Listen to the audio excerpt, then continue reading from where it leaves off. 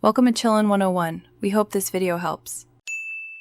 You're starting by eliminating power and debris issues. First, shut down and unplug everything.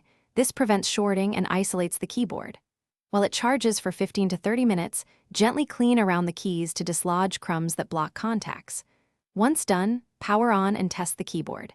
If keys still fail, proceed to the next steps. Make sure to keep the Chromebook on a flat, stable surface so you don't confuse hardware and software problems.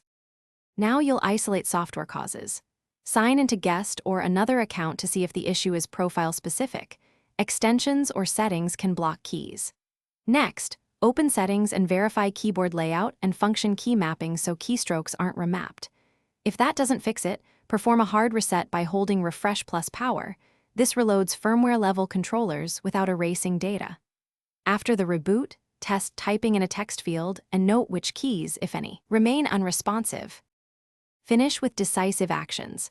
Back up your files, then power wash the device if software fixes failed. This restores defaults and often resolves driver corruption.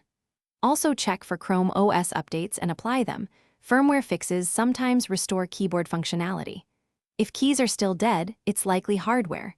Inspect for liquid damage, loose ribbon connectors, or broken switches. If you're unsure, contact manufacturer support or a repair shop. Troubleshooting tip.